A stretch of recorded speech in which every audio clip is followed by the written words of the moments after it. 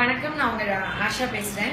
என்னோட part 1 video பார்த்தவங்களுக்கு தான் இந்த வீடியோ புரியும். அதோட கண்டினியூஷன் தான் இது. இதுல இன் டீடைல் இது டிஸ்கிரிப்ஷன் இல்ல. அது போட்ட உடனே நிறைய டவுட்ஸ், क्वेश्चंस, queries அப்புறம் அதை நான் ஆட் பண்ண சில பாயிண்ட்ஸ் மட்டும் தான் இதில் சொல்றேன். நான் எனக்கு ஒருத்தவங்க கமெண்ட்ல போட்டிருந்தாங்க benefits of drinking raw eggs நெட்ல இருந்து அப்படியே காப்பி பண்ணி, பிரதர் இது வந்து என்னோட ரெக்வெஸ்ட். நான் கூட பயங்கர ஷாக்கிங்கா இருந்தேன். நெட்ல நிறைய benefits of drinking raw eggs இருக்கு. ஆனா அதோட பெனிஃபிட்ஸ் விட டிமெரிட்ஸ் தான் ஜாஸ்தி. நிறைய பேர் என்கிட்ட ரொம்ப படபடப்பு பால்பிட்டேஷனோட வருவாங்க. நிறைய பேர் வரும்போதே 10 ECG எக்கோ ரிப்போர்ட்ஸோட வருவாங்க. ஏன்னா அவங்க நிறைய ஹார்ட் டாக்டர்ஸையோ இதே சம்பந்தமான டாக்டர் போய் மீட் பண்ணிட்டு ரொம்ப படபடப்பா இருக்கு, பதட்டமா இருக்கு, எனக்கு ஹார்ட் அட்டாக் வரப்போகுது. ஒரு பாகிஸ்தானி பேஷண்ட் என்கிட்ட இருந்தார். அவர் வந்து ஒரு 10 தடவையாவது ஆம்புலன்ஸ்க்கு கால் பண்ணிடுவார், மாசத்துல ஒரு தடவையாவது என்ன வந்து பாக்குறதுக்கு முன்னாடி. ஆல்வேஸ் என்ன சாக போறேன், எனக்கு ஹார்ட் அட்டாக் வரப்போகுது.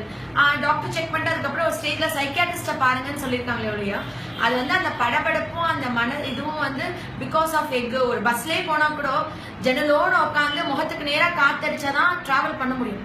கூட்டத்துக்குள்ள மாட்டேங்க நல்லா நிப்பாட்டி இறங்கணும். ஒரு ஏசி கார்ல போனா ஜன்னலை இறக்கிட்டு டிராவல் பண்ணலாம். அந்த ஏசி கார்ல ஒரு 10 பேர் இருந்தா என்ன டிராவல் பண்ண முடியாது. என்கிட்ட வந்த பேஷன்ஸ் நிறைய.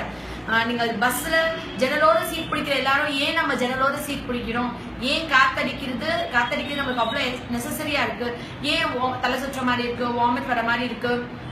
நிறைய பேர் இரிட்டபிள் பவலுக்கு ஒரு மெயின் ரீசன் சாப்பிட்டே மோஷன் போறேன்றது. ஆனா என்ன சொல்லுவோம், இரிட்டபிள் பவல் தனி ப்ராப்ளம், லங்ஸ் தனி ப்ராப்ளம், வீசிங் தனி, ஆஸ்துமா தனி, இப்படின்னு இல்லாம இது எல்லாமே எக்கோட பேட் எஃபெக்ட். நம்ம தலைமுறை ஒரு 2 தலைமுறைக்கு முட்டையை நம்ம தவிர்த்தோம்னா சித்தர்கள் காலத்துல முனிவர்கள் காலத்துல இந்த மாதிரி நம்ம எல்லாம் ஆரோக்கியத்தோட ஹெல்த்தியா ஆயிடலாம். சரிங்களா? நிறைய பேரு ஸ்ட்ரெஸ், ஆங்ஸைட்டி, ரொம்ப கோபம், எரிச்சல் ஜென்ஸ்க்கு ஏன்னா அவங்களால கன்வே பண்ண முடியாது என்னன்னு. உயரமான தலகாணி வச்சு பட்டுதான் பெட்டரா இருக்கு, இல்லை எந்திரிச்சு இப்படி குனிஞ்சு உட்காந்துதான் பெட்டரா இருக்குன்னா சொல்லியிருக்காங்க. அதே மாதிரி சிம்பிளா சொல்றேனே, என்கிட்ட நிறைய ஜுவினைல் டயபெட்டிஸ்னா டைப் 1 சுகர்ல பெரியவங்களுக்கு வருது, டைப் 2 குழந்தைங்களுக்கு வந்து ஜுவினல் டயபெட்டிஸ் இல்லையா. ஒரு ஃபேமிலில இருந்து 5 பேர் வந்தாங்க, 5 பிள்ளைங்களும். அந்த அம்மாட்ட கேட்டேன், 5 பிள்ளைங்களுக்கும் சுகர் இருக்கு, ஏன்னா என் அப்பா அம்மாக்கு இருக்கு, எனக்கு இருக்கு, என் பிள்ளைகளுக்கு இருக்கு. நான் அப்ப கேட்டேன், குழந்தைங்களுக்கு தாய்ப்பால் எவ்வளவு நாள் கொடுத்தீங்கன்னு. அவங்க சொன்னாங்க, நான் தாய்ப்பாலே கொடுக்கல, எனக்கு பால் இல்லாதனால 5 பிள்ளைகளுக்கும் தண்ணி கலக்காத பசும்பால் கொடுத்தேன், என்கிட்ட கறவை மாடு இருந்துச்சு கொடுத்தேன்னு பெருமையா சொன்னாங்க. ஆனா அந்த 5 குழந்தைங்களுக்கும் ஜுவினல் டயபெட்டிஸ் வந்தது காரணமே பசும்பால் தான். இதெல்லாம் எந்த டிவிலயாவது, எந்த டாக்டர்ஸ் அது யாராச்சும் குழந்தை பிறந்தாலே பசும்பால் கொடுங்கன்னு சொல்றோமா? ஆனா பசும்பால் ரொம்ப சத்து. நீங்க ஏன் நினைச்சுக்கிறீங்க? பசும்பால் இருக்கிற புரோட்டீன் வந்து குழந்தையோடைய கணையத்தை அழிச்சு இன்சுலின் சுரக்கிறத தடுக்க முடியும். அந்த குழந்தைங்களுக்கு தான் ஜுவினல் டயபெட்டிஸ் ஹையஸ்ட் ரிஸ்க். குழந்தை பிறந்தா 6 மாசத்துக்கு தாய்ப்பால் தான் கொடுக்கணும். தாய்ப்பாலோட அவசியத்தை எவ்வளவு சொல்லி தரும்.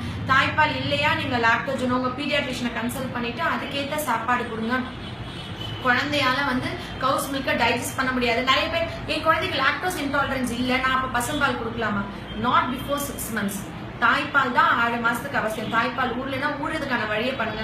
நான் பார்த்திருக்கேன், நிறைய சிட்டியோ கிராமமோ நிறைய டெலிவரி ஆன உடனே அந்த ஹாஸ்பிட்டல்ல அந்த அம்மா பால் இல்லைன்னா எழுத்தாப்புல இருக்க டீ கடையில போய் பாலை ஆத்தி கொண்டு வந்து அந்த குழந்தைங்களுக்கு கொடுத்ததை என் கண்ணால பார்த்திருக்கேன். எவ்வளவோ போய் சொல்லியிருக்கேன். சரிங்களா? நான் மட்டும் சொல்றதுனால இது சரியாக சமுதாயத்துக்கே ஒரு விழிப்புணர்வு வரணும், இதுக்கு ஒரு நிரந்தர தீர்வு வரணும்ன்றதுக்காக தான் இது பேசுறேன். நான் வந்து இப்ப அந்த பச்சை முட்டையை வந்து நம்ம அப்படியே வச்சுட்டனால நெட்ல இருக்கு சால்மனல் அஃபெக்ட் பண்ணிடும். பச்சை முட்டையை வந்து அந்த இட்ட இடத்துல இருந்து உடனே எடுத்துடணும். சுகாதாரமா இல்லாத இடத்துல இருந்தா சால்மனல் இன்ஃபெக்ஷன், அதனால நிறைய டிசீசஸ் வரும் தான் போட்டிருக்காங்க. சால்மனலான்றது ஒரு கிருமி, அதனாலதான் வருதுன்றாங்க. அது மட்டும் இல்ல, அப்புறம் காக்சாக்கி வைரஸ் இருக்கு பசும்பால்ல. அது வந்துட்டு குளுட்டமிக் ஆசிட் டீகார்பாக்சிலேஸ் மாதிரி இருக்கும் அதோட கோட்டிங். அது வந்து இன்சுலின்ல பான்கிரியாஸ்ல இருக்கிற அந்த கோட்டிங் மாதிரியே இருக்கும், அது போய் அதை அழிச்சிரும். அதனால இந்த ஆராய்ச்சி, இந்த மெடிக்கல் இது சயின்டிபிக்கா நான் பேசவே வரல. சரிங்களா? சயின்டிபிக் ரிசர்ச் கிடையாது என்னோட ஸ்பீச் பாமரனுக்கும் போய் சேரணும்.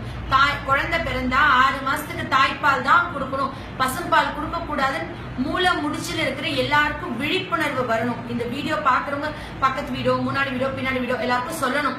யாரும் பச்சை முட்டை குடிக்க கூடாது.